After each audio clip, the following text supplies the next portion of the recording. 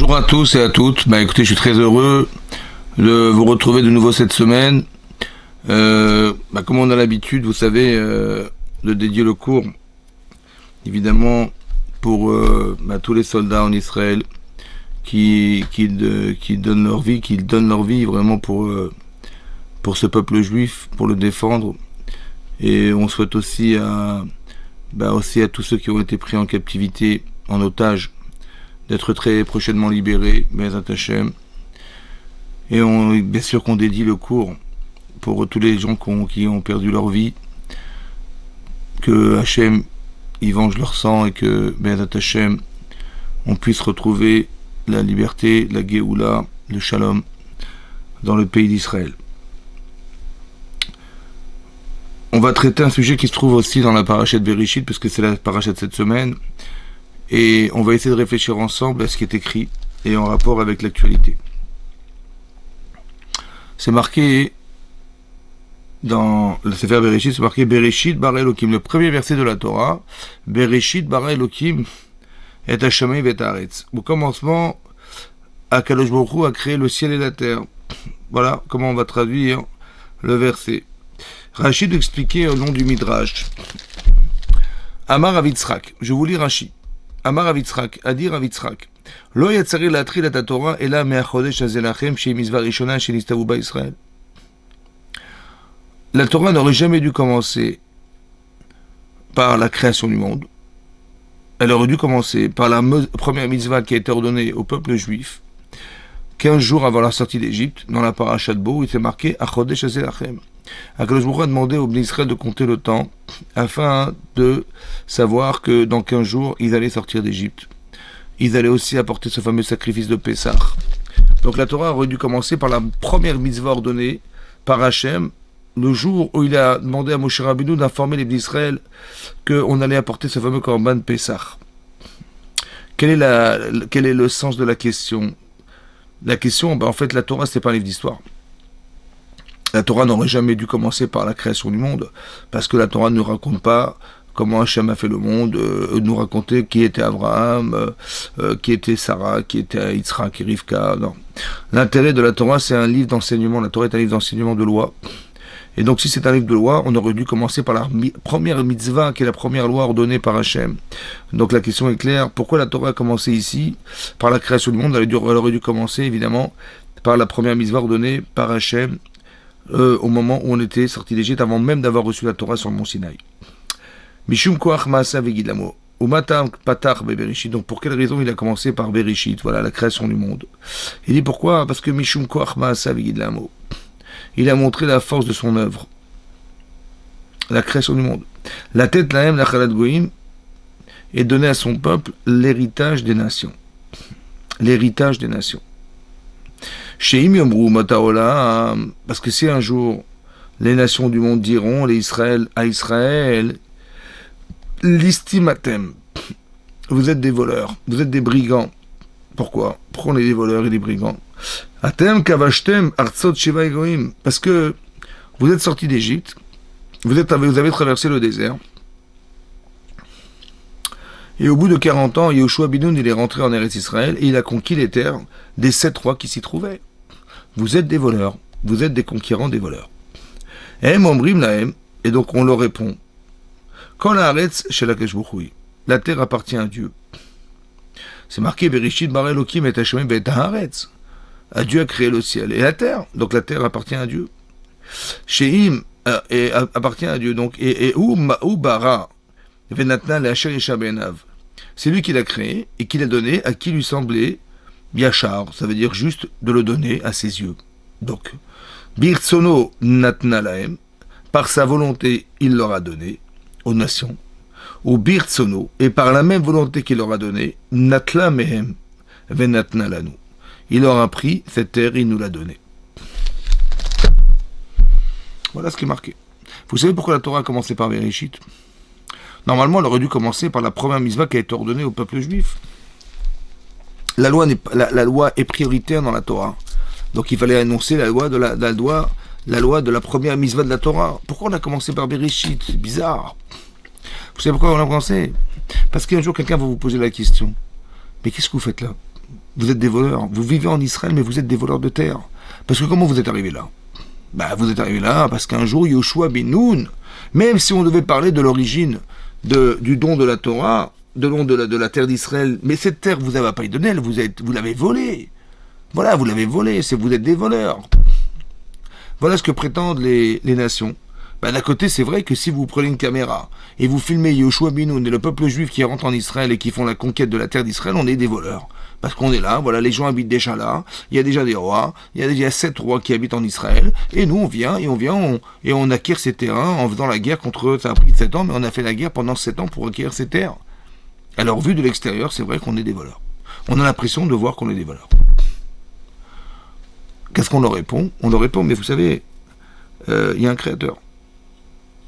Et c'est à lui qu'appartient la terre. Et il y a une autre façon de réfléchir. C'est de se dire qu'en fait, on n'a rien volé du tout. Simplement qu'Hachem, il a jugé, lui qui a créé la terre, de vous la donner. Et un jour de vous la reprendre, pour des raisons qui sont propres à lui, et de nous la donner. Cette terre a été promise, et à part ça, elle a été donnée. C'est-à-dire que la Torah, elle a commencé par Bereshit, juste pour répondre à une question d'un jour, qu'un jour on nous posera, vous êtes des voleurs de terre. C'est juste pour ça qu'on a commencé par Bereshit. C'est quand même étonnant, quand même. Quoi, juste la Torah, elle a démarré par la création du monde, juste pour nous dire qu'un jour on nous dira qu'on est des voleurs de terre d'Israël. Des voleurs de la terre d'Israël. On est des colons, on est des gens qui sont là et pas à sa place. On devrait rendre ce qu'on a volé. Voilà ce qu'on nous dit. Ça veut dire que le problème, il est déjà intrinsèquement lié à la création du monde. Pour une question, on a dû commencer par la création du monde. Parce qu'un jour, on va nous poser cette question. Ça veut dire que cette question est fondamentale. Si la Torah a commencé par la création du monde pour nous expliquer que la terre appartient à Kadosh Baruch Hu et qu'il l'a un jour donné aux nations et qu'il l'a reprise et qu'il nous l'a donnée, et que c'est pas un vol, ça veut dire qu'il y a une vision religieuse dans la situation, alors qu'on pourrait l'avoir autrement. Et largement autrement. Comment c'est possible que la Torah ait démarré juste pour répondre à une question que les nations nous poseront un jour? Tout ça juste pour ça, quoi. En fait, vous avez compris qu'il y a deux façons de voir. Il y a une façon dont les nations ont de voir, qui est de voir de façade. En fait, on voit de façade. C'est-à-dire, voilà ce que vous avez fait. Vous êtes rentré en Israël, on a filmé votre rentrée en Israël, on a les preuves que vous êtes des voleurs. En fait, de façade. On n'essaie pas de creuser et de savoir en vérité qu'est-ce qui est caché derrière. On n'essaie pas de savoir on n'essaie pas de trouver des circonstances atténuantes. On n'essaie pas de comprendre. D'où ça vient ça? Aujourd'hui en Israël, on a vu que les enfants d'Ishmaël, en fait, occupent la terre d'Israël depuis longtemps, bien avant qu'il y ait eu l'indépendance d'Israël. Essayez de comprendre comment ça se fait que ce peuple, le peuple d'Ishmaël, ils ont un mérite dans la terre d'Israël. Alors pour ça, il faut regarder dans la paracha de Lech Lecha. Là-bas c'est marqué la chose suivante, je vous lis le texte et on y réfléchit. C'est marqué Vesara Ishet Avram lo Yaldalo. Voilà qu'on nous dit que la femme de Avram, qui était Sarai, elle ne lui a pas donné d'enfant. Vela Shifra Mitzrit, mais elle avait une servante égyptienne, Ushma Agar, qui s'appelait Agar. Maintenant cette femme, en fait, qui est cette femme? Alors on sait que quand Hachem a dit à Abraham, Lech Lecha, alors qu'il avait 75 ans, il lui a dit, va-t'en, pars de Padan Aram, va-t'en du pays que tu habites, là où tu es né, et va vers une terre que je te montrerai, sans lui dire quelle terre, dans quel pays il allait aller. Et Abraham arrive, dirigé par Hachem, en Eretz Canaan, qui est la terre d'Israël. Mais là-bas, il découvre la famine.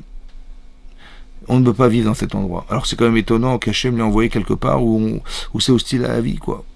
Mais il va pas se plaindre. Abraham Avinu ne va pas se plaindre. Il va pas dire, mais je comprends pas ce que tu me demandes de faire. Tu me demandes de vivre dans un endroit qui est hostile à la vie, mais j'ai rien à faire ici. Et là, Abraham va pas se plaindre. Par contre, il va partir en direction de l'Égypte. Et là-bas, on nous dit que Abraham Avinu, qui était tellement élevé dans la Torah, tellement pudique, sa femme aussi, qu'il vient de remarquer que sa femme est belle. Elle est jolie, sa femme est jolie, et il dit, voilà, si tu dis que tu es mon épouse, ils vont vouloir te prendre pour te donner au roi, ils vont me tuer pour ça. Je t'en prie, Imrina, je t'en prie, dis-leur, excuse-moi de te demander de mentir pour moi, mais dis-leur que tu es ma sœur. Veitavli ba'avourer. Et grâce à toi, ils me feront du bien. Vechaita nafshi bigalech, et je vivrai grâce à toi. Deux choses. Un, ben, ils vont me faire du bien grâce à toi, j'aurai des présents, des cadeaux. Et deuxièmement, tu vas sauver ma vie en prétextant que tu es ma sœur. Excuse-moi de te demander de mentir. Et là-dessus, c'est marqué que, donc ils sont entrés en Mitzrayim, il avait caché son épouse dans une boîte, dans une malle, ils ont été découverts à la douane, et donc on a vu qu'elle était jolie, on a dit évidemment qu'il faut la proposer à Paro. Mais on a demandé à Abraham, mais c'est ta femme? Il a dit non, non, pas du tout. Elle a dit non, elle a dit c'est ma sœur, c'est ma sœur. Elle est arrivée chez Pharaon, et là, Pharaon a envoyé un ange qui a envoyé des plaies sur Pharaon. Voilà ce qui est marqué. À la suite de ça, quand Pharaon il a vu, mais qui sont cet homme et cette femme, ils sont exceptionnels. Il a commencé à comprendre et découvrir qui était Avram et qui était Sarah. Il a été voir sa fille qui était Agar. Il a dit, écoute, tu es une princesse, mais je pense que ton éducation ne va pas se passer chez moi. Elle va passer chez Avram et Sarah. Je préfère que tu sois une servante, c'est-à-dire une élève de Sarah, que tu sois une gvirta, une princesse en Égypte. Et c'est ce qui va se passer. Donc Agar va devenir l'élève, en fait, la meilleure élève. Ici, la meilleure élève de Sarah, qui était une princesse, en fait.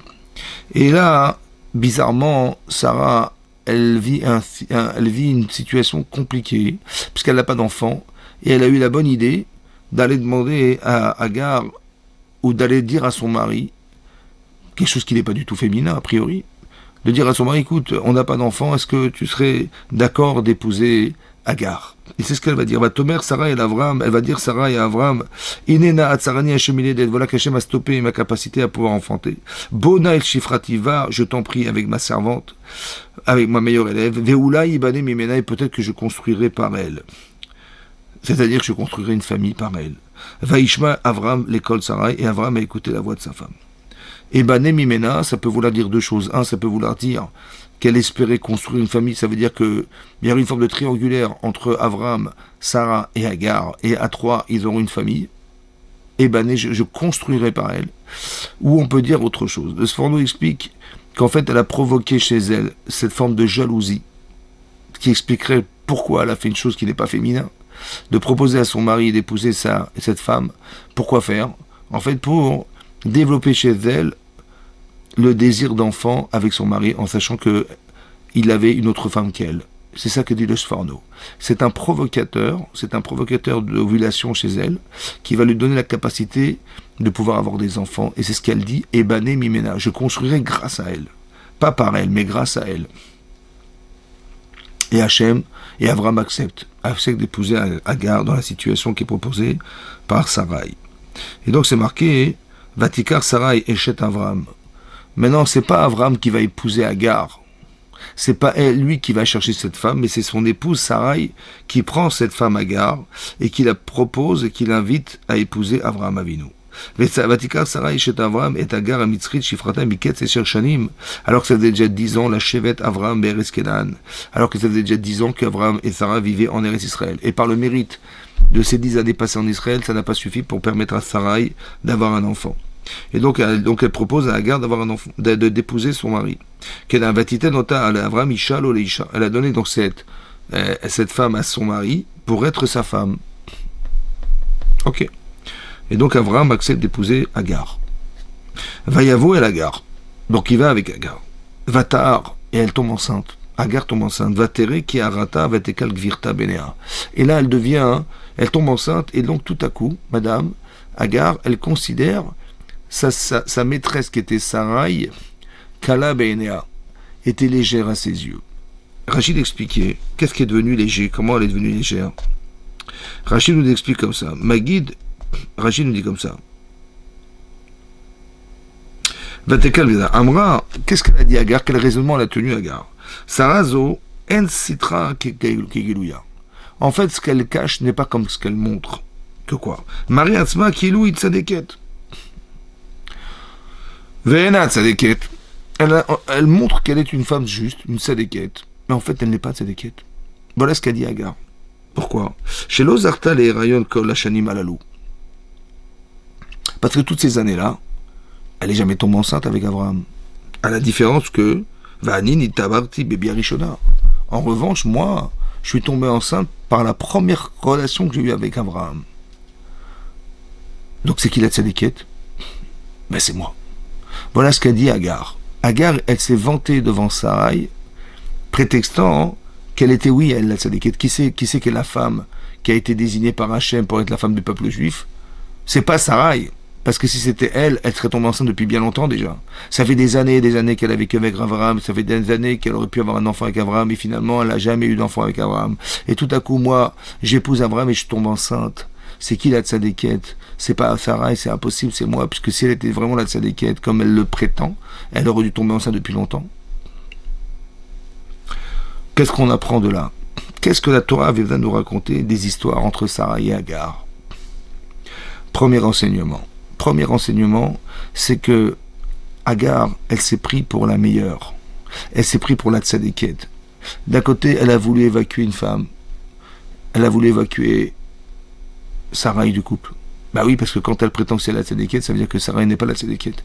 Et si elle n'est pas la femme de Abraham Avinu, donc elle évacue, elle brise cette triangulaire qui aurait dû se faire entre Agar et Sarai.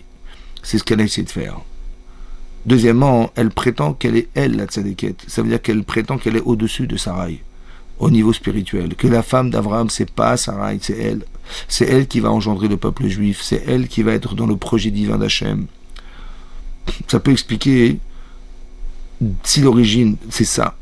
C'est que d'origine, oui, les musulmans qui descendent de Hagar, ils peuvent penser qu'ils sont eux, que inconsciemment, il y a quelque chose en eux qui leur font croire qu'ils sont le peuple, qui sont le peuple choisi, qui sont, en fait, Hagar prétend qu'elle est tzadékette, elle est au-dessus des normes. Et donc, ça va engendrer intrinsèquement quelque chose. Elle était légère, Sarai, à ses yeux. Ça, c'est la première information. La deuxième information, c'est la suivante. C'est marqué Vaï Avram ben Tishim Shana Vetesha Shanim. On nous dit, la Torah nous dit que Avram avait 99 ans. Donc, il est parti de Haran, il avait 75 ans. Ils ont passé 10 ans en Israël, il avait 85 ans. Et là, il a 99 ans. Donc, il s'est passé encore 14 ans après cette histoire. Vayemer Elav Ani Kel Shakai. Donc, Hachem apparaît à Avraham et lui dit, je suis le Dieu Shakai. Italien Lefanav Yetamim. Il dit, déplace-toi devant moi et tu seras entier. Vetena Briti. Et je devais donner mon alliance, Beni ou Bencha, entre toi et moi. Verbe Otecha Bim Odmeod. Et je te multiplierai énormément. Voilà ce que lui promet Hachem à Avraham. Vaïpol Avraham Alpanav, et Avraham va tomber sur sa face. Vaïmerito Elohim les morts, et donc Hachem lui parle lui disant, Ani ine beriti itar.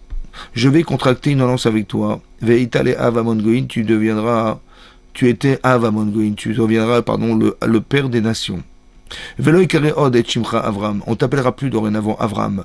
Veaya Shimcha Avraham. Tu vas changer ton nom. Pourquoi? Ki av amon goïm de tatira, parce que je t'ai placé en tant que père des nations, de toutes les nations. C'est vrai que dans toutes les religions, on reconnaît que Abraham se retrouve dans la religion, évidemment la religion juive, la religion chrétienne et la religion musulmane. On retrouve les trois religions. Il est av amon goïm. Qu'est-ce que ça veut dire qu'on lui ait changé son nom? Ça veut dire simplement, comme dit la Gemara dans Rosh Hashanah, que en fait, toutes les expériences qu'a vécues Abraham jusqu'à présent ont fait grandir Abraham. Il a une amplitude beaucoup plus importante qu'il avait quand il est parti de Padan Aram. Il a grandi dans son âme. C'est-à-dire qu'il a pris une ampleur incroyable. Et ça, maintenant, ça veut dire que Abraham n'est plus le Abraham qui est sorti du pays de son père. Il est devenu quelqu'un d'autre. Avec toutes les épreuves qu'il a traversées, au fur et à mesure de son existence, il a évolué. Et c'est ça le changement de nom de la personne. Il a le même prénom en fait, mais simplement que la Torah considère qu'il ne ressemble plus à l'homme du passé. Alors on ne va plus l'appeler Avram.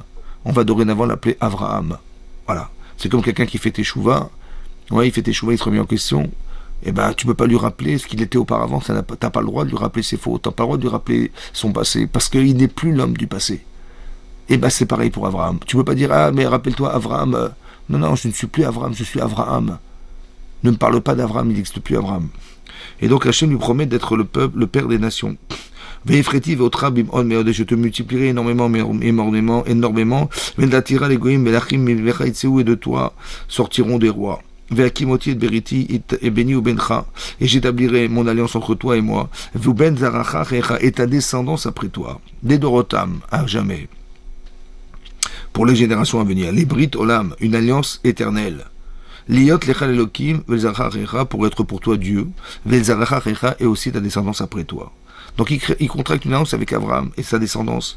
Venatati lecha uzaracha acharecha et eres megurecha. Et Hachem lui promet de lui donner à lui et à sa descendance le pays dans lequel il habite. Et kol haaretz Kenaan, la terre de Kenaan, la terre d'Israël. La chuzat olam, un héritage éternel, à jamais. Et Ve'iti, lahem, l'Elohim, et je serai pour eux Dieu. Ve'emer Elokim l'Avram, ve'ata et beriti tishmor. Et donc cette alliance, tu la garderas. Ata ve'zaracha checha, toi et ta descendance après toi. Les dorotam, à jamais. Zot beriti, voici l'alliance. De quelle alliance il s'agit? Tishmeru beni ou benechem ou ben zaracha charecha imol lachem bekol basar. L'alliance, en fait, c'est quoi l'alliance? C'est la brit mila, la circoncision. Tu vas faire la circoncision et ça va être la preuve de l'alliance qu'on a contractée ensemble et la preuve que je te multiplierai et celle que je t'ai promise de te donner la terre d'Israël. Voilà ce qui est marqué dans le texte. Un maltem et bessar orlatrem, et donc vous circoncirez bessar orlatrem, le prépuce de votre chair. Ve'yaleot berit beni ou benechem, et ce sera ça le signe de l'alliance que j'ai contractée entre moi et toi et vous. Ou ben shmonat yamim, un enfant de 8 jours, imol lachem kol zachar. Tous les enfants qui naîtront après 8 jours, vous les circoncirez.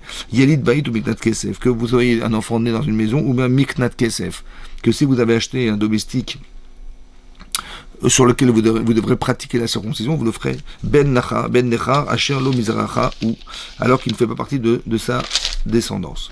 Imol, Yelid Betecha, ou Miknat Kaspecha, Veita Briti, Bepsachel, Britolam. Donc, vous circoncirez ces enfants, ces adultes aussi, et c'est ça qui représentera l'alliance que j'ai contractée avec vous sur votre chair. Ve'arel Zachar, Asher Lo Imol, et Besarol Lato, et tout enfant, toute personne qui n'aura pas fait la circoncision quand il sera incirconcis, Venichetan et Feshaim Amea, il sera retranché de ce peuple. Et Briti Efar, il aurait renié mon alliance. Donc la Brit Mila est étroitement liée à ça. Veyomer Elokim el Avraham, Sarai Ishtera Lotikra Shma Sarai. Sarai ne s'appellera plus dorénavant Sarai, qui Sarai Shema parce qu'elle s'appellera dorénavant Sarah.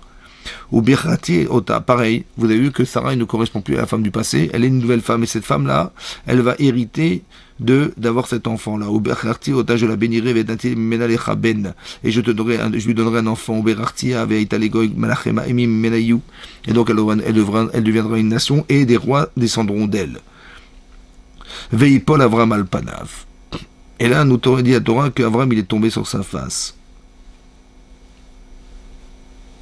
Vitzrak, il a souri.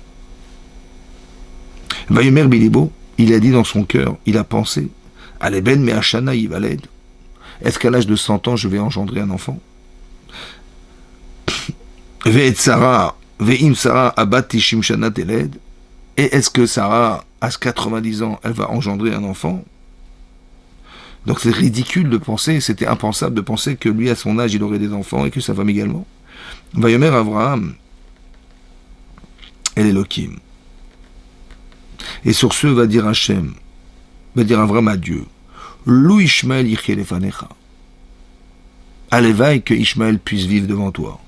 C'est-à-dire que j'y crois pas, une descendance impensable, comment moi à 100 ans et comment ma femme à 90 ans on aura des enfants, c'est impensable, il a rigolé, c'était ridicule. Allévaille que vive Ishmael devant toi. Le problème, c'est qu'il a mis en avant Ishmael, qui était en fait l'aîné d'Abraham Avinu. Vaïmer Elokim, aval Sarah Ishtecha Yoledet Lechaben. Mais non, sache que Sarah, elle va oui enfanter un garçon. Vekarata Etchemu Yitzhak, et je te promets que tu l'appelleras même Yitzhak. Veakimoti et Beriti, et j'établirai mon annonce avec lui. Donc l'alliance, elle s'est contractée non pas avec Ishmael, dit la Torah. Alors qu'Abraham, il aurait tellement aimé que ce soit Ishmael, son aîné. Hachem a dit non, ça sera avec Yitzhak. l'enfant que tu vas nommer toi-même, qui naîtra de Sarah. Vakimoti Beriti, les Brit Olam, les Arouach Harav. L'alliance que j'ai contractée par la Brit Mila n'est pas faite pour Ishmaël, elle a été faite pour Yitzhak. Ou l'Ishmaël, mais par contre, Ishmaël, je t'entends. Il est Berarti auto, je l'ai aussi béni. Ve'efreti auto, je l'ai multiplié. Ve'briti auto, mais je le multiplierai énormément. Ve'shne masar nissim, yolid nativ les goygonal. Donc, il deviendra une grande nation, il y aura 11 nissim, 11 chefs qui vont naître de lui. Ve'beriti akim et Yitzhak asher teled, mais par contre, j'établirai mon alliance avec Yitzhak asher teled lecha, Sarah le moed azeh bashana acheret. Dans cette même période, l'année prochaine. Vayichal et Daberito, Vaya Elokim al Abraham.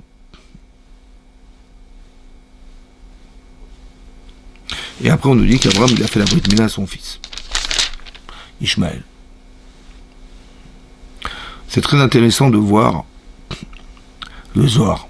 Qu'est-ce que dit le Zohar sur ce passage? Vous savez que chaque nation a un ange qui le représente. Et là, c'est marqué que l'ange de Ishmaël, il est venu voir Hachem, qui lui représente la nation orientale. Il lui dit à Hachem, il dit, mais je ne comprends pas. Si on doit faire la Brit Mila pour mériter la terre d'Israël, mais Ishmaël, il a fait la Brit Mila. Voilà, il a fait la Brit Mila. Alors pourquoi tu ne lui donnes pas la terre d'Israël comme tu l'as donnée, comme tu l'as promise à Abraham pour Yitzhak et sa descendance, à jamais? Alors il a répondu, il a dit, t'as raison. Il a un mérite. C'est vrai que le fait d'avoir fait la Brit Mila à 13 ans, c'est un mérite. Parce qu'il aurait pu refuser. Et il a contracté une alliance avec moi en acceptant de faire la Brit Mila. C'est vrai, c'est vrai. Le problème, c'est que j'ai décidé que ma descendance, elle représente Yitzhak. Celle qui va hériter la terre d'Israël. Alors, il aura un mérite. Celui de rester en Israël. Jusqu'à ce que les Israël arrivent. Et en fait, il aura le droit d'y rester jusqu'à ce que son mérite y perdure jusqu'à un certain temps. Et à partir de ce moment-là, quand son mérite disparaîtra, alors le partage ne pourra plus se faire et donc ça passera au Bnei Israël, comme ça dit le Zohar. C'est comme ça qu'il a répondu. Il dit, tu as raison. Il a dit à cet ange qui représente Ishmaël, tu as raison. Il a contracté cette alliance, c'est vrai qu'il a fait l'effort d'accepter de faire la Brit Mila à 13 ans, c'est vrai, c'est vrai. Mais j'ai contracté une alliance avec Yitzhak. Et c'est avec lui que je veux que ça soit. Alors, il aura le mérite de rester en Israël, comme ça dit le Zohar, par le mérite de la Mila qu'il a faite, la Brit Mila, la circoncision, ce mérite-là, il l'a. Je ne peux pas lui enlever. Mais il va un jour s'éteindre ce mérite. Et là, c'est là que les Israël, ils pourront y rester éternellement en Israël. Maintenant, qu'est-ce qui est marqué là? C'est très intéressant parce que ici, c'est marqué dans la paracha de Lech Lecha, ce qui se passe actuellement. En fait, vous avez remarqué que les Arabes en particulier, ils revendiquent la terre d'Israël. Un jour, on a voté à l'ONU, on a voté qu'on devait partager la terre d'Israël en deux. Les Juifs méritaient de vivre en Israël, et les Arabes également. Donc en fait, au départ, il y avait deux États. Il y avait deux États au départ. Et dès que Ben Gurion il a décrété que l'État d'Israël devait être décidé un jour, et qu'il a décidé cette date-là, tout à coup, les pays arabes environnants, ils ont décidé de faire la guerre. Ils avaient presque 50% de la terre d'Israël, et ils ont décidé de prendre 100% de la terre d'Israël, et donc d'évacuer et d'exterminer les Juifs qui étaient là, sortis de camps de concentration 3 ans auparavant. Et donc c'est ce qui va se passer, ils vont faire la guerre. Donc il y avait l'Égypte, il y avait la Syrie, il y avait les Liban, il y avait la Jordanie, tous ces pays-là très puissants. Et ils ont perdu la guerre. Ils avaient des armes, les Hébreux, ils étaient 600 000. 600 000 hommes. C'est ça, 600 000 hommes, c'est rien, quoi. Et ils ont gagné la guerre par miracle. Et en gagnant la guerre, eh ben, ils se sont un peu agrandis. Ils ont refoulé, en fait, leur ennemi. Et puis, il y a eu d'autres guerres, et d'autres guerres, et d'autres guerres. En fait, on a tout le temps essayé de nous exterminer. Et malgré tout, Hachem, à chaque fois, il nous sauve. Et à chaque fois, on s'étale sur la terre d'Israël. Tellement on s'est étalé qu'on a même pris le Sinaï. Et on a pris le nord d'Israël, qu'on a dû rendre aux Syriens. Mais ça veut dire qu'on est en permanence sauvé par Hachem, en permanence, quoi. Et donc, qu'est-ce qu'on remarque? Que eux, ils revendiquent quelque chose, en fait, qu'ils pensent leur revenir. Mais d'où vient cette revendication? En fait, elle vient du fait qu'un jour, Agar, elle a pensé qu'elle était plus sédéquette que Sarah. On pense que, qui est l'aîné d'Abraham Avinu? Mais l'Abraham Avinu, son aîné. Mais c'est qui? Ben, Ishmael, il dit, mais c'est moi. D'où on le voit?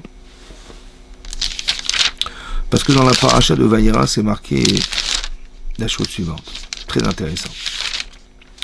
Dans la paracha de Vayera, c'est marqué Ve'Hashem pakad et Sarah. Donc Hachem s'est souvenu de Sarah, Kacher Amar, comme il avait dit, Vayas Hachem les Sarah, Kacher Liber. Il va faire à Sarah comme il avait dit, comme je vous ai lu. Vatar va telet Sarah le Avram ben Liskunav. Et là, tout à coup, cette femme, Sarah, va donner un enfant à Avraham Avinu alors qu'il était vieux. La Moed Asher Diberito Elohim, le mois qu'avait décidé Hachem au départ. Et c'est marqué, Vaikra Avraham et Shem Beno Anoladlo et Asher Yedal Sarah Yitzhak.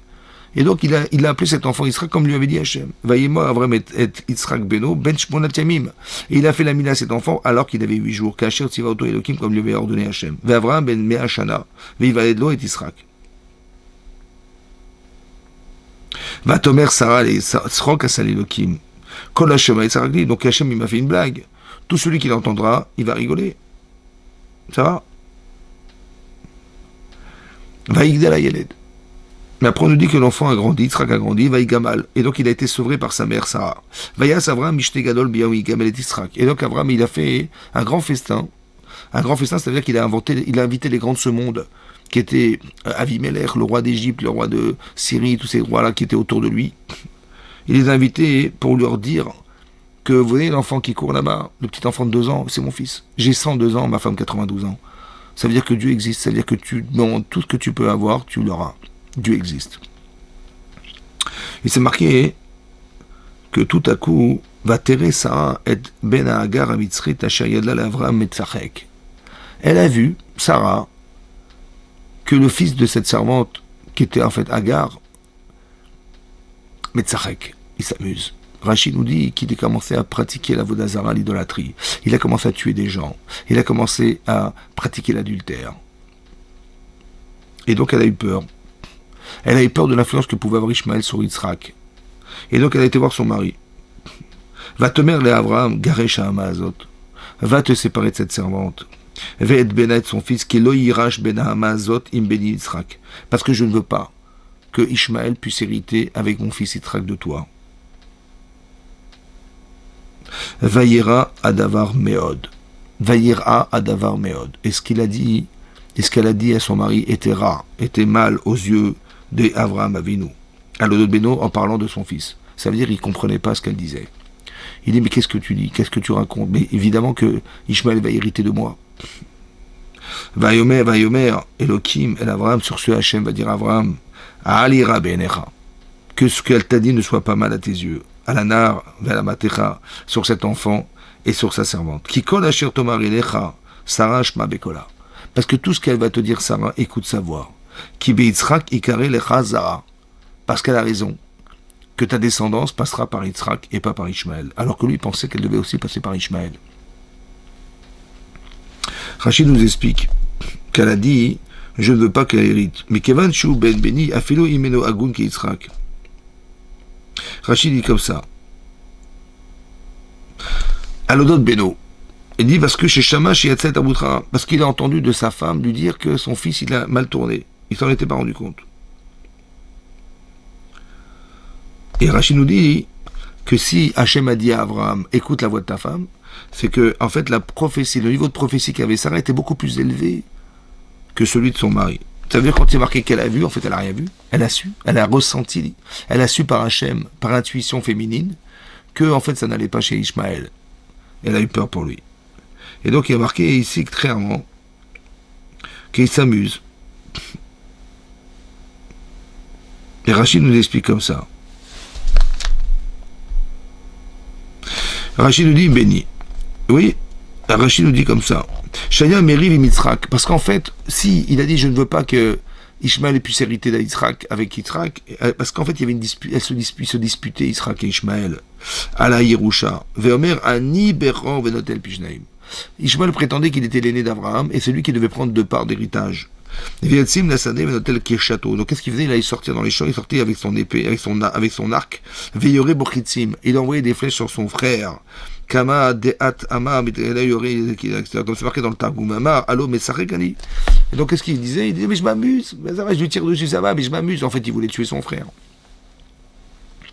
Il voulait qu'on n'ait pas le choix et que lui puisse hériter d'Abraham tout seul. Il voulait tuer Yitzhak Avinu. Ça veut dire que Ishmaël, il porte en lui le désir d'être le Béchor, parce que c'est vrai que, on va dire génétiquement, il est l'aîné d'Abraham Avinu. C'est vrai qu'il est l'aîné d'Abraham Avinu.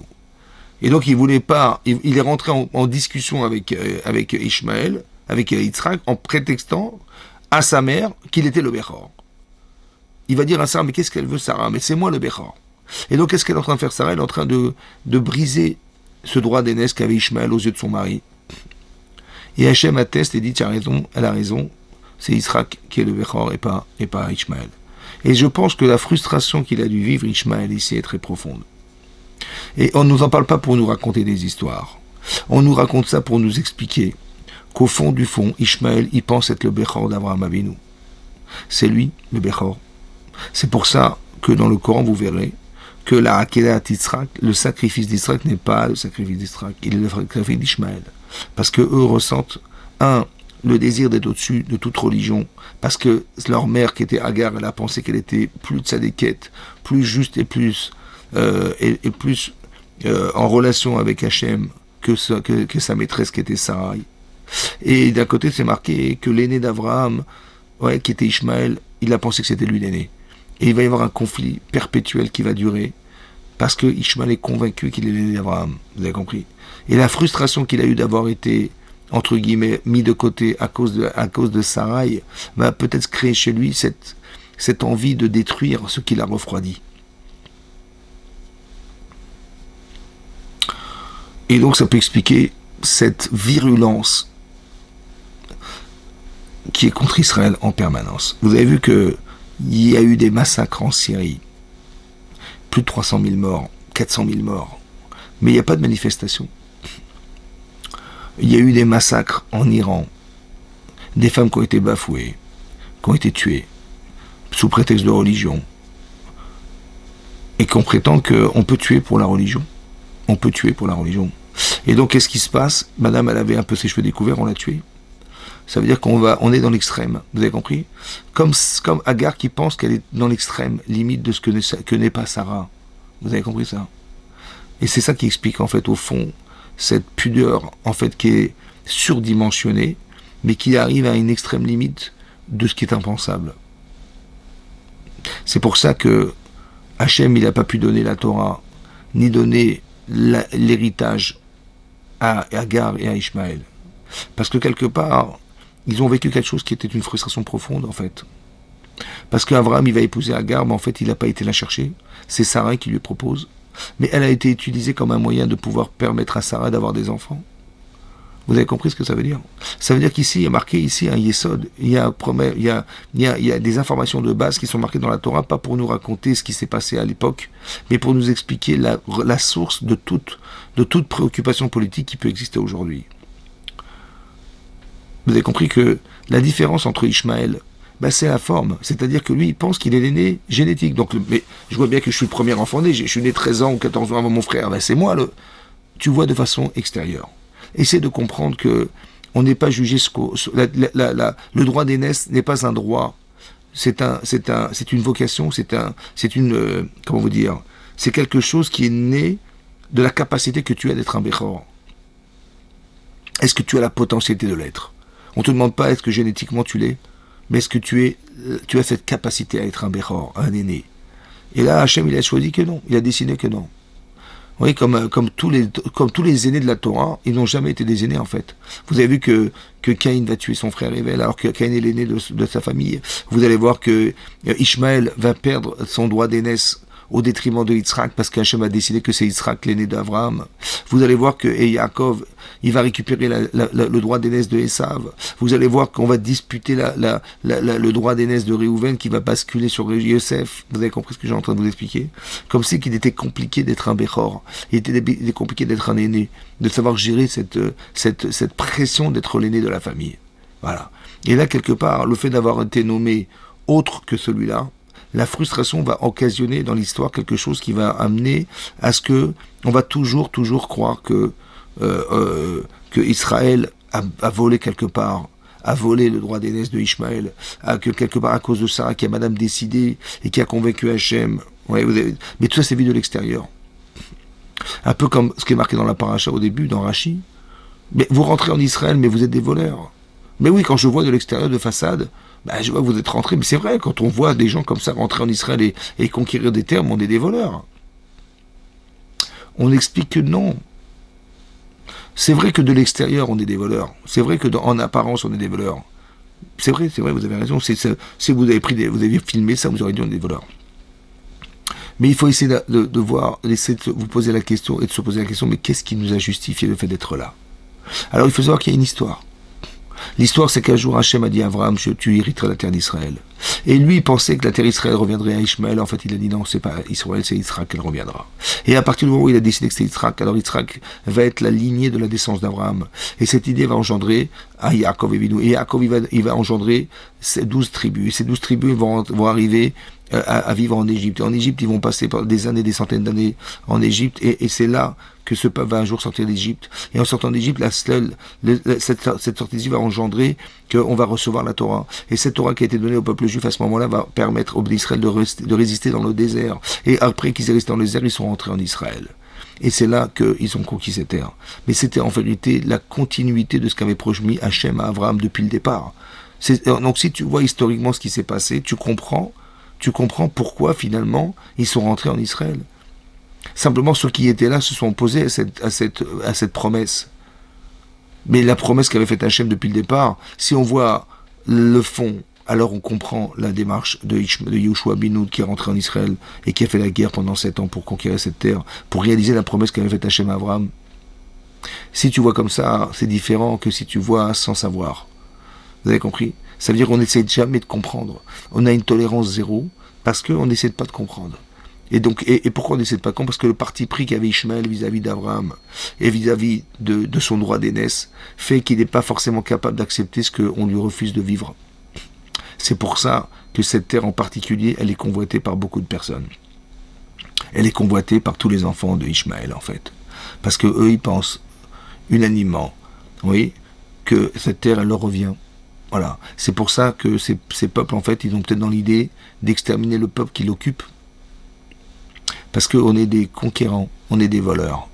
Vous avez compris? L'istime à thème. Alors on leur répond, on n'est pas Palestine, on n'est pas des voleurs. Palestine, vous avez compris? On n'est pas des voleurs. C'est ça qu'on leur répond. On n'a jamais volé la terre. Elle vous a été donnée, elle vous a été reposée, elle nous a été donnée par Hachem. C'est lui le créateur de la planète, c'est personne d'autre. Et rien d'autre ne peut justifier le fait que nous, on se soit permis de faire une chose pareille parce qu'on n'est pas des voleurs. Mais si on l'a fait, ouais, si vous saviez qu'on l'a fait de façon réfléchie et acceptant l'idée que Hachem nous a promis cette terre d'Israël depuis très longtemps déjà, alors vous auriez su qu'on n'a jamais volé cette terre d'Israël. Peut-être que c'est ça l'objectif final, c'est d'arriver à faire comprendre à toutes les nations qui sont ici présentes, ouais, que finalement, on n'a jamais imaginé une seconde voler la terre. Jamais. C'est toujours ce regard extérieur qui nous condamne, en fait. Vous avez compris? C'est un petit peu comme dans l'actualité, vous avez compris que jusqu'à présent, les choses ont changé dès l'instant où il y a eu des attentats en France. Ouais, le Bataclan, ça a été un massacre. Et on a compris qu'il y a des gens qui sont des barbares, qui revendiquent des choses sous prétexte de religion, et qui vont vous détruire et qui vont nous tuer. Ouais, sous prétexte que on veut imposer quelque chose, une religion, à d'autres personnes. Nous, on est plus dans la capacité à discuter, à parler, à inviter les gens à penser. Alors que là, on nous impose quelque chose. Akol, Kol Yaakov et David et Esav, les mains d'Esav. Mais quelque part, il y a quelque chose de très violent dans la relation qui exprime la religion. On n'est pas, la religion, c'est une invitation à être. C'est pas quelque chose qu'on peut imposer aux gens. On l'impose pas. Et la religion n'existe pas, en fait. Il n'y a pas de religion. Ça n'existe pas, la religion. La religion, c'est quoi? C'est quoi la Torah? La Torah d'origine a été donnée pour qu'on soit des gens cohérents et qui correspondent avec Hachem, tout simplement parce que il y a un objectif à atteindre qui est celui de s'exprimer à travers ces mitzvot. Et le deuxième, c'est qu'il y a un projet divin derrière tout ça. Voilà. Et ceci, on rentre dans ce projet divin, on mérite le monde futur. Mais il y a un projet divin réfléchi. C'est pour ça que la Torah a été écrite et qu'elle a été pensée par Hachem. Parce que le créateur de la création du monde, qui est extrêmement intelligent, il est l'auteur de la Torah. Donc la Torah est très intelligente. Il faut savoir que tout est marqué dans la Torah. Et la Torah écrite et la Torah orale. L'explication de la Torah concentrée qui est écrite, en fait, elle s'appelle oralement. Elle s'appelle orale parce qu'elle devait être énoncée oralement pour expliquer la Torah écrite. Et donc c'est ça qu'on devait comprendre, c'est ça. Et cette Torah-là, en fait, elle a été donnée au peuple juif en particulier. Elle fait partie du projet divin du départ. Vous comprenez? Et donc c'est ça. Et donc quelque part, il y a cette problématique ici d'accepter qu'on est le peuple d'Hachem. Et ça, c'est un problème qui est foncièrement lié au fait que Ishmaël, il a pensé que c'était lui qui était l'héritier d'Abraham. Vous avez compris? Et ça a été refusé par Hachem, et ça, il l'a jamais accepté, en fait. C'est pour ça que ici, chacun se revendique d'être, vous avez compris? Après 2000 ans plus tard, il y a le christianisme, et après 1400, il y a plus de 1400 ans, il y a eu l'islam. Voilà, la religion islamique. Et cette religion, en vérité, elle a été récupérée pour pouvoir faire que on arrive à revendiquer, et toutes les conquêtes religieuses qu'il y a pu avoir dans l'histoire, c'était simplement pour imposer cette doctrine, vous avez compris. Le problème, c'est qu'on ne va pas discuter. Tu fais des caricatures dans un journal, on va pas. Si tu dis aux gens, mais j'ai pas compris, vous n'êtes pas content des caricatures, faites-vous aussi des dessins. Mais à qui tu parles? Tu parles pas à des gens, à des intellectuels qui veulent. Tu fais un dessin, ils sont frustrés, ils vont te tuer direct. On discute pas. Vous avez compris, on n'est pas dans la discussion. On est dans la frustration qui va exprimer de la violence. Il n'y a pas de discussion, même si tu es frustré. D'accord. Tu as raison, ça t'a dérangé. Oui, je peux comprendre qu'on puisse pas écrire, on peut pas dessiner des choses qui dénigrent un prophète musulman. Je comprends à 150%. Mais est-ce que ça mérite d'être tué, ça? On est obligé, on peut pas expliquer. On peut pas faire évoluer les gens. Ouais, en leur expliquant que ça ne se fait pas. Ou bien que tu vas justifier ce que tu penses. Non, tu peux pas, il faut tuer.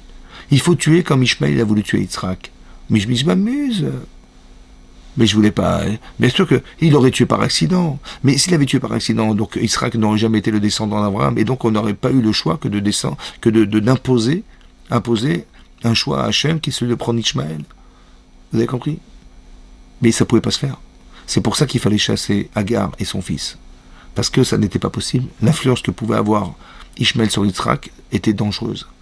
Ouais, et donc elle a eu peur, et il a dit, elle a raison. Elle a raison, Sarai. C'était dangereux. Alors il valait mieux on chasse Agar et on chasse Ishmaël. Mais c'était pas Chas v'Shalom pour les punir. C'est pour éviter justement la force d'influence que pouvait avoir Ishmaël sur lui. Vous allez voir que ce conflit va durer. Jusqu'à quand? Jusqu'à la mort d'Abraham. Et lorsque dans la Torah on nous raconte qu'à la mort d'Abraham était présent Ishmaël et Yitzhak, et on nous dit qu'Ishmaël a fait Teshuvah. Et vous savez qu'il y a un principe, que Maaseh Avot Siman Labanim, que tout ce qui s'est passé dans les temps passés pour les patriarches, c'est un signe pour les générations à venir. Ça veut dire que tout ce qui est marqué dans la Torah, à petite échelle, c'est ce qui va se passer un jour à grande échelle. Et donc peut-être l'idée ici, c'est d'expliquer que peut-être à la fin des temps, alors peut-être Ishmaël fera Teshuvah, reviendra sur cette décision et acceptera que finalement, il vaut mieux s'accrocher à Yitzhak que de se séparer de lui. Il vaut mieux s'accrocher aux Bnei Israël, aux enfants d'Israël, que de s'en séparer. On a plus à gagner de vivre ensemble que de se battre pour essayer d'éliminer l'autre. Vous avez compris ça? La richesse, elle ne s'applique pas dans l'élimination des autres, mais dans l'association aux autres. C'est pour ça qu'aujourd'hui, on devrait s'associer. Si on avait eu l'intention de faire 2 États, on aurait pu être en paix, parce que nous, on a vécu en paix. En Algérie, au Maroc, on a toujours vécu en paix avec les Arabes, ça a toujours été comme ça. On a toujours permis à ces gens de vivre parce qu'on leur a proposé du travail, ils ont toujours travaillé, ils ont toujours été reconnaissants. Quand on est reconnaissant et quand on permet de la reconnaissance, ça crée que de la paix. en fait. Mais c'est de l'instant où il y a de la frustration, où il y a et que ça entraîne dans la violence. Parce qu'il y a une façon de se comporter, une façon d'agir qui n'est pas cohérente pour ceux qui ont accepté de pas forcément être dans la discussion, mais dans l'expression de la vexation qui amène à la violence. Vous avez compris? Voilà, la souffrance amène de la violence. Donc il ne faut pas qu'on arrive à ça. C'est pour ça qu'il faut au départ qu'on soit solidaire. Voilà. Et cette force en vérité elle vient de là. Pourquoi il est arrivé une chose pareille? C'est difficile à comprendre. Pourquoi des massacres? Pourquoi des gens innocents sont morts? Pourquoi on a dû vivre une expérience aussi compliquée? Pourquoi la sécurité d'Israël n'a pas détecté la problématique? Pourquoi tellement de gens sont rentrés, des bourreaux qui sont rentrés pour tuer des gens? Comment c'est possible? Il faut savoir qu'il y a toujours deux attitudes qu'on doit avoir dans une situation pareille. Soit l'événement que tu vis, il est correcteur, c'est une forme de thérapie personnelle. Soit c'est pour t'élever, t'accrocher à Hachem. Il y a deux façons de voir. Par exemple, vous allez voir que quand Avraham Avinu va faire la Akedat Yitzhak, le sacrifice d'Yitzhak. En fait, le sacrifice d'Yitzhak pour Avraham, il vient répondre à une problématique. On a lu dans la paracha de l'Ech Lecha qu'Avraham, il devait apporter, il a sanctifié Hachem en invitant les grands dirigeants de ce monde pour leur dire qu'Hachem existe. Vous voyez, cet enfant, il a 2 ans, j'en ai 102. Ma femme, 92 ans, mais c'est miraculeux, et cet enfant est miraculeux. Et là, on voit que Abraham, il a fait un Kiddush Hachem, il a sanctifié le nom de Dieu. Seulement, il n'a pas amené un korban. Ça veut dire que la relation horizontale était extraordinaire, mais la relation verticale, le remerciement avec Hachem n'a pas été effectué. Alors, le Satan, le mauvais penchant, il va condamner Abraham auprès d'Hachem, en disant, il n'a même pas remercié en t'amenant un sacrifice personnel. Et là, c'est marqué dans Rashi que après ces paroles, Hachem va éprouver Abraham. Après les paroles du Satan, après ces paroles, Hachem va éprouver Abraham. C'est aussi marqué après d'autres paroles. Parce qu'Ishmaël vient voir Abraham, il vient voir Yitzhak, pardon. Et il lui dit, dis-moi, à quel âge tu as fait la Brit Mila? À quel âge tu as fait ta circoncision? Et il va lui dire, je l'ai faite comme la Torah précise, et préconise qu'on la fasse, c'est à 8 jours. À 8 jours. Mais 8 jours. Mais moi je l'ai faite à 13 ans. Mais moi je l'ai faite à 13 ans, j'étais conscient, j'ai accepté de me sacrifier pour Hachem, j'ai fait cette alliance, contracté consciemment la conscience que j'avais de contracter l'alliance par la Brit Mila avec Hachem. Mais toi, à 8 jours, quel engagement, quelle conscience, quel souvenir? Il n'y avait rien. Tu peux pas dire que tu as contracté une alliance avec Hachem en faisant la Mila, puisque de toute façon tu l'as subi et tu l'as jamais décidé. Voilà ce que lui dit Ishmaël. Alors sur ce va lui répondre Yitzhak. Tu t'es vanté d'avoir donné une partie de ton corps. Si Hachem me demandait demain de me sacrifier complètement, j'accepterais. Après ces paroles, alors Hachem va éprouver Abraham. Il fallait qu'Yitzhak accepte de sacrifier pour qu'Hachem puisse éprouver Abraham dans le sacrifice d'Yitzhak. Maintenant, on a compris une chose. C'est que Abraham, en faisant ce sacrifice, il a solutionné un problème qui a 35 ans d'âge déjà. Ça faisait 35 ans qu'il aurait dû amener ce sacrifice qu'il n'a pas amené, alors il va amener son fils à la place. Donc je comprends que ce que vit Abraham, c'est sa thérapie en fait. Mais Yitzhak, qu'est-ce qu'il a fait pour devoir mourir en tant qu'animal sacrifié? En fait, on apprend d'ici une chose incroyable. C'est que dans l'histoire, vous allez voir qu'il y a beaucoup de juifs qui vont se sacrifier pour Hachem. Mais d'où ils ont tiré cette force? D'où ils ont puisé cette force? En fait, ce qu'on voit, c'est qu'ils ont puisé d'Israël. Ça veut dire que soit l'épreuve que tu vas vivre, elle va corriger quelque chose, comme pour Abraham, soit cette épreuve, elle va te permettre d'évoluer comme Yitzhak Avinu. Tu vas t'accrocher à Hachem de toutes tes forces. Et je pense que ce qu'on vit aujourd'hui, c'est ça. On vit quelque part quelque chose qui vient nous rappeler à l'ordre. Et aussi, on vient nous permettre de nous accrocher à Hachem. Ça veut dire qu'on va, par l'expérience vécue, c'est tellement dramatique, il n'y a que Hachem qui peut nous aider. On est entouré de gens qui veulent nous tuer. Comme c'est marqué dans la Gada Pesach, dans toute génération, on veut nous éliminer. Et Hachem, Matzilenu miadam, c'est Hachem qui nous sauve. C'est Hachem qui est le réalisateur de tout ce que vous voyez.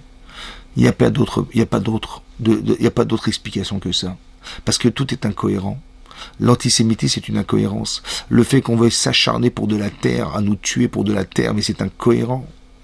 Qu'est-ce qui peut remplacer la vie? Qu'est-ce qui peut avoir une valeur aussi importante que la vie? Ça n'a aucun sens. Et vous voyez comment les gens s'acharnent pour essayer de nous éliminer, mais ça n'a pas de sens. Dans toute génération, et on est encore présent. Comment c'est possible? Parce qu'on est indestructible, parce qu'on est éternel, parce qu'on est le peuple d'Hachem. Il suffit simplement de comprendre qu'Hachem, en nous voyant une épreuve pareille, il veut nous faire évoluer. Ça veut dire quoi évoluer? Ça veut dire s'accrocher à lui. Il faut qu'on atteigne cette conscience qu'Hachem existe. Et peut-être c'est une invitation à ce qu'on grandisse dans les mitzvot, qu'on s'accroche à Hachem, qu'on fasse du chesed autour de soi, qu'on crée de la fraternité autour de nous, qu'on crée une alliance en fait avec Hachem et avec chacun d'entre nous.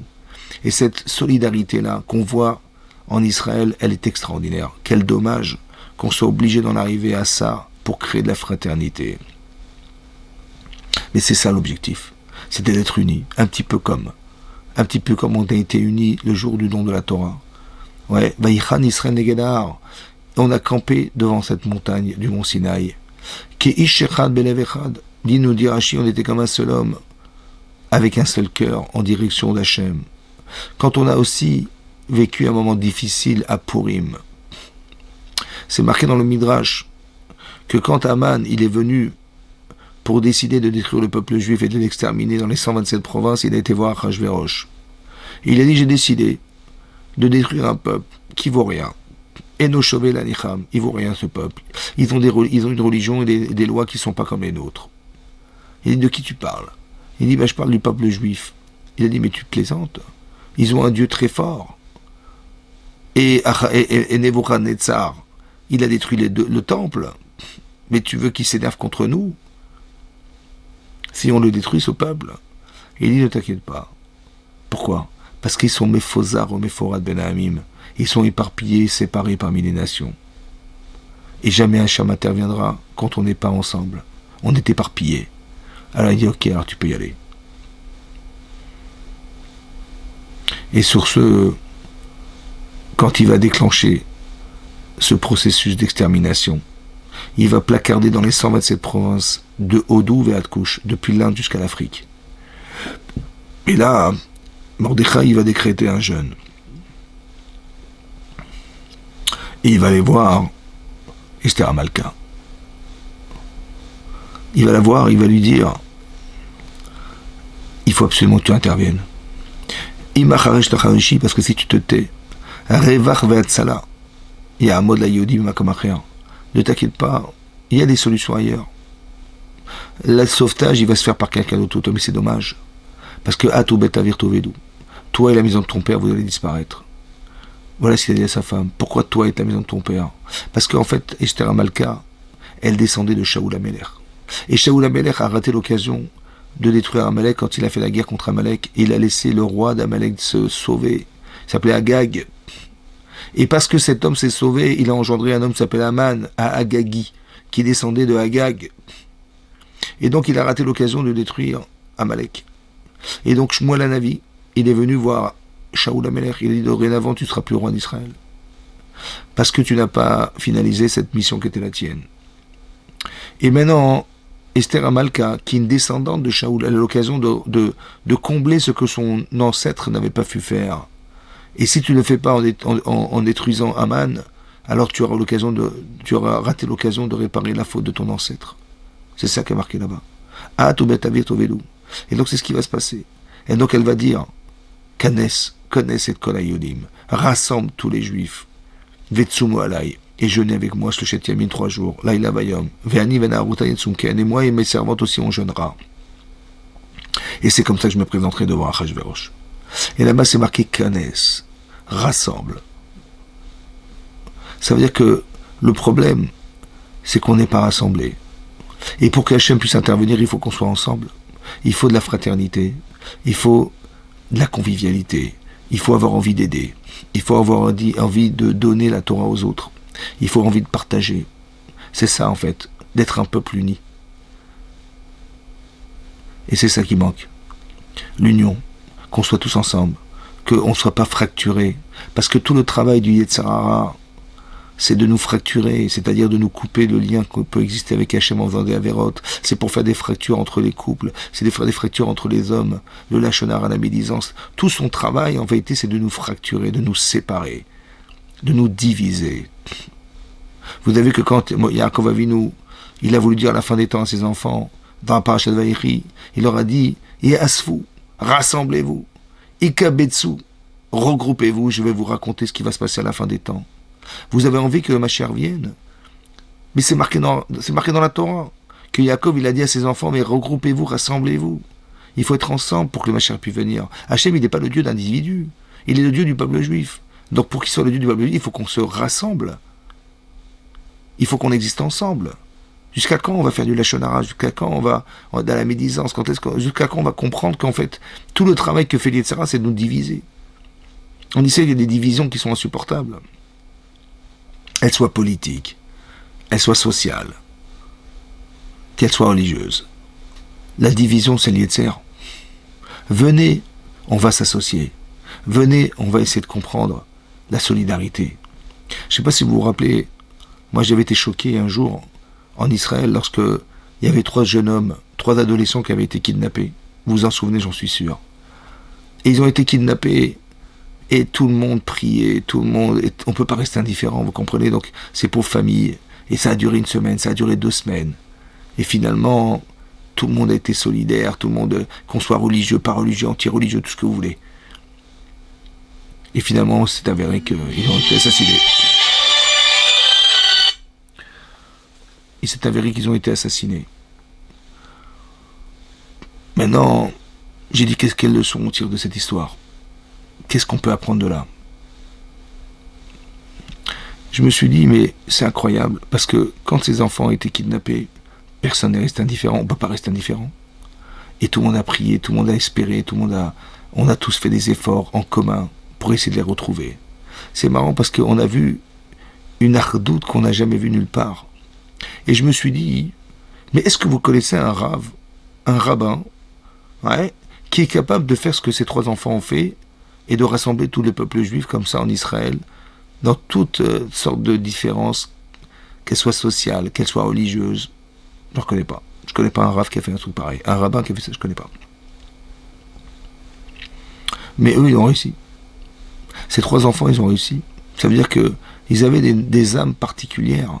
Ils avaient pour objectif, dans cette expérience de vie malheureuse, de nous amener à nous rassembler. Comme si Hachem voulait nous dire, mais jusqu'à quand ça va durer? Quand je suis obligé de faire kidnapper 3 enfants pour que vous soyez solidaires les uns pour les autres. Je suis obligé d'envoyer des barbares tuer vos enfants et vos femmes pour que vous soyez solidaires.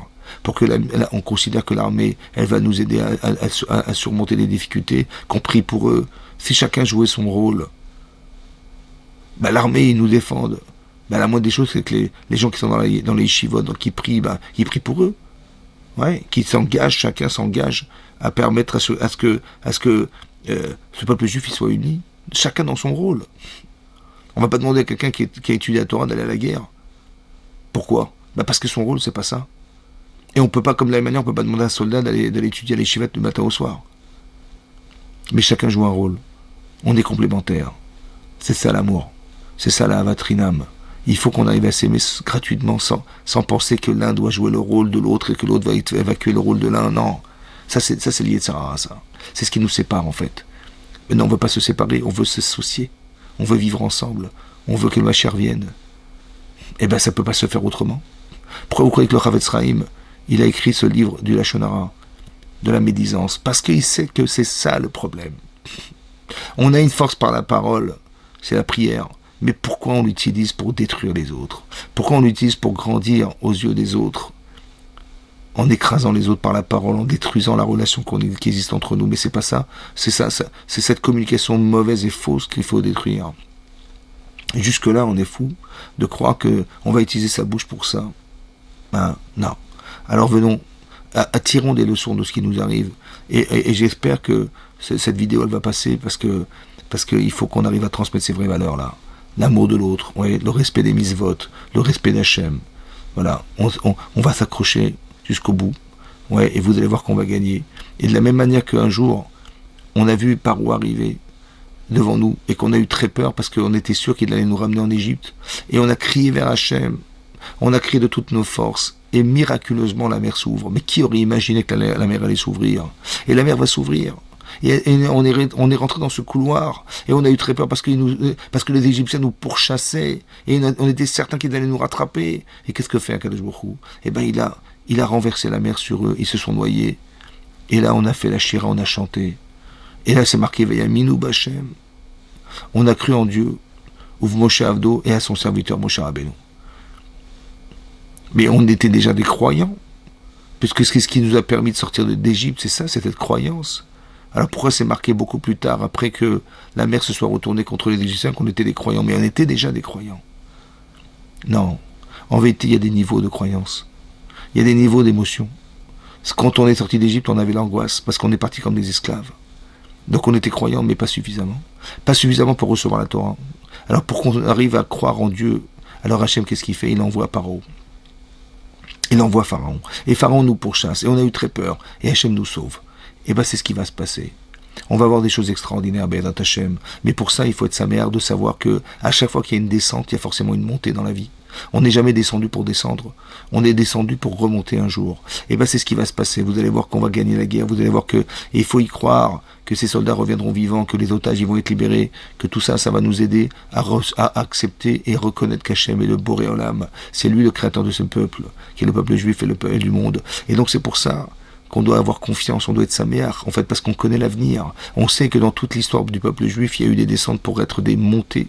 C'est-à-dire qu'on est descendu, on a eu très peur, mais en fait tout ça, ça a été provoqué pour qu'on s'accroche à Dieu, qu'on ait la conscience qu'Hachem existe, et que cette conscience-là, elle est une preuve d'amour. Seulement comme on n'y croit pas, vraiment, alors Hachem il est obligé de nous créer des situations pour recréer cette conscience, en fait, qu'on a oublié de vivre. C'est pour ça qu'il arrive des choses pareilles. Mais il faut être sa mère, la joie de savoir qu'Hachem, il nous aime. Et il attend qu'une chose, c'est qu'on lui réponde. Il nous téléphone, en fait, on ne répond pas. Alors il est obligé de créer des situations pareilles pour écouter notre voix. Alors c'est ce qu'on va faire, Be'edat Hachem. On va prier, on va étudier, on va faire teshuva, on va s'accrocher à Hachem, parce que derrière le rideau, Hachem existe, il est là. Alors c'est ce qu'on va essayer de faire ensemble. Et ça, on va être solidaires les uns pour les autres. Que si vous avez quelqu'un qui ne sait pas faire Shabbat, eh ben vous allez l'inviter. Que si vous mettez les tefilines, eh ben vous allez le mettre bien. Que lorsqu'on va faire le Birkat Hamazon, on va faire attention de bien le comprendre et le lire. Que quand on va faire des brachot, on va articuler les mitzvot et les brachot. Et tout ça, ça va nous permettre, Be'edat Hachem, d'aimer Akadosh Baruch Hu, parce qu'il n'y a que ça qui nous reste. Vous avez compris? Et c'est comme ça qu'on fera venir le Mashiach. Il n'y a pas d'autre solution à ça. Et que Be'edat Hachem, cette situation, elle va être vécue de façon extraordinaire et spectaculaire, et qu'on verra des miracles, et que tout le monde reconnaîtra, que toutes les nations reconnaîtront que la terre nous revient, et que Be'edat Hachem, ce qui est marqué dans le premier verset de Bereshit, qu'on nous a pris pour des voleurs, eh ben, disparaîtra. Et tout le monde comprendra que tout ça, ça avait été pensé par Hachem depuis très très longtemps déjà. Que Ishmaël comprendra, et tous les nations comprendront, Be'edat Hachem, qu'on n'est pas dans la violence, on n'est pas dans l'imposition, mais dans la compréhension et l'acceptation. Que tout ça, ça a été pensé par Akadosh Baruch Hu. Voilà, on se souhaite le meilleur, Be'edat Hachem, et qu'on souhaite qu'il y ait la paix en Israël, et que tout le monde puisse s'y retrouver, et que le Mashiach puisse venir très très rapidement. Amen, Kenny Ratson. Merci beaucoup de m'avoir suivi, et j'espère que vous transmettrez et vous diffuserez cette vidéo. Amen, Kenny Ratson. Merci beaucoup.